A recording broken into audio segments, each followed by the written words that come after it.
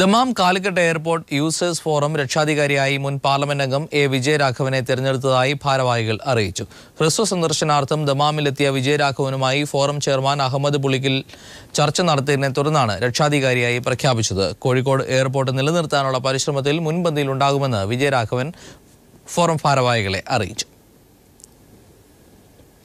വരാനിരിക്കുന്ന നിയമസഭാ തെരഞ്ഞെടുപ്പിൽ ഇടതുമുന്നണി അധികാരത്തിൽ വരികയാണെങ്കിൽ കോഴിക്കോട് എയർപോർട്ടിന് ആവശ്യമായ ഭൂമി ഏറ്റെടുത്ത് നൽകുമെന്ന് CPIM കേന്ദ്ര കമ്മിറ്റി അംഗം എ വിജയരാഘവൻ അറിയിച്ചു. Dammam Calicut airport users forum chairman Ahmed പുളിക്കലുമായി നടത്തിയ ചർച്ചയെ തുടർന്നാണ് നവോദയ കിഴക്കൻ പ്രവിശ്യ കമ്മിറ്റി സംഘടിപ്പിച്ച യോഗത്തിൽ വിജയരാഘവൻ നിലപാട് തുറന്ന് പ്രഖ്യാപിച്ചത്. കഴിഞ്ഞ 5 വർഷം കോഴിക്കോട് എയർപോർട്ടിന് വേണ്ടി 1 ഇഞ്ച് ഭൂമി കണ്ടെത്താൻ കഴിയാത്ത ഉമ്മൻചാണ്ടിയുടെ ഭരണമാണ് കോഴിക്കോട് എയർപോർട്ട് ഇന്നത്തെ പ്രതിസന്ധിയിൽ ആയ നിലയിലെത്തിയതെന്നും വിജയരാഘവൻ കൂട്ടിച്ചേർത്തു.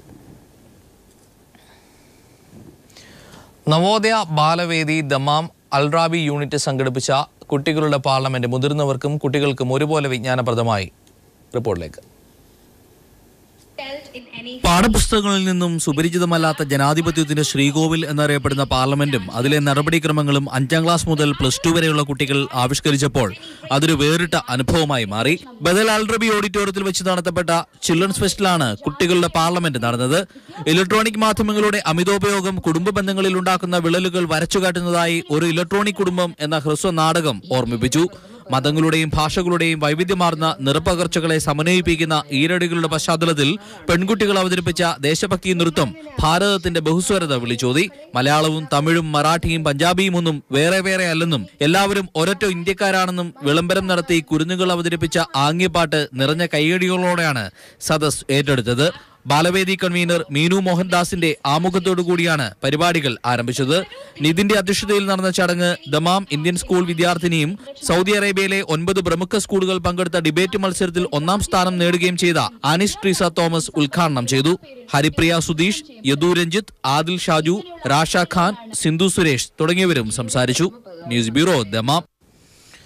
തബൂക്ക് ഇന്റർനാഷണൽ ഇന്ത്യൻ സ്കൂളിന്റെ വാർഷികാഘോഷം Riyadh Indian embassy DGM Hemant Kotal ഉദ്ഘാടനം ചെയ്തു. CG Jeddah consul general Mohammed Ragib Qureshi മുഖ്യാതിഥിയായിരുന്ന ചടങ്ങിൽ വിദ്യാഭ്യാസ മന്ത്രാലയം പ്രതിനിധി Mohammed Al Jahni, school chairman doctor Miraj Ali Khan, Sabu Habib, Abubakar Abdul Aziz, doctor Abbas Ahmed, Abdul Khalid തുടങ്ങിയവരും ചടങ്ങിൽ സംബന്ധിച്ചു. CBSE പരീക്ഷയ്ക്ക് ഉന്നത മാർക്ക് വാങ്ങി വിജയിച്ച കുട്ടികൾക്ക് അവാർഡും മെഡലുകളും വിതരണം ചെയ്തു. തുടർന്ന് കലാകായിക മത്സരങ്ങളിൽ വിജയിച്ചവർക്കും സമ്മാന വിതരണം നടത്തി.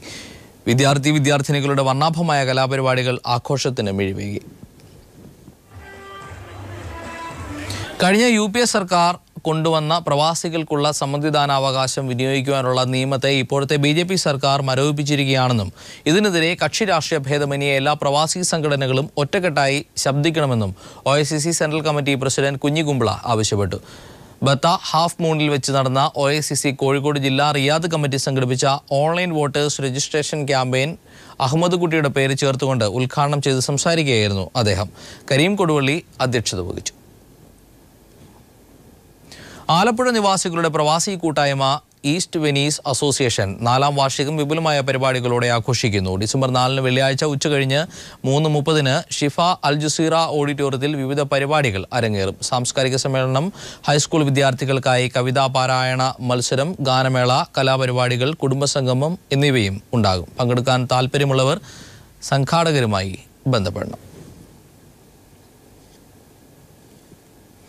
UAEയുടെ 44ാമത് ദേശീയ ദിനത്തോടനുബന്ധിച്ച് പ്രശസ്ത വാച്ച് നിർമ്മാതാക്കളായ ടൈറ്റാൻ സ്പെഷ്യൽ ലിമിറ്റഡ് എഡിഷൻ വാച്ചുകൾ പുറത്തിറക്കി. UAEയുടെ ദേശീയ പതാകയുടെ നിറങ്ങൾ പതിച്ച വാച്ചുകളാണ് ടൈറ്റാൻ പുതിയതായി അവതരിപ്പിച്ചിരിക്കുന്നത്. UAE യുവജന സാമൂഹ്യക്ഷേമ വകുപ്പ് മന്ത്രി Sheikh Nahyan bin Mubarak Al Nahyan ടൈറ്റാന്റെ ലിമിറ്റഡ് എഡിഷന്റെ പ്രകാശന കർമ്മം നിർവഹിച്ചു. Titan company managing director Bhaskar Bhat, Nida Bhushan, consulate general Anurag Bhushan തുടങ്ങിയവരും ചടങ്ങിൽ സംബന്ധിച്ചു. ദേശീയദിനത്തിന്റെ ഭാഗമായി 300 സ്പെഷ്യൽ ലിമിറ്റഡ് എഡിഷൻ വാച്ചുകളാണ് ടൈറ്റാൻ പുറത്തിറക്കിയിരിക്കുന്നതെന്നും UAEയിലെ വിവിധ എമിറേറ്റുകളിലെ ടൈറ്റാന്റെ 40ഓളം ഔട്ട്ലെറ്റുകളിൽ പുതിയ വാച്ച് ലഭ്യമാകുമെന്നും ഗ്രൂപ്പ് അധികൃതർ അറിയിച്ചു.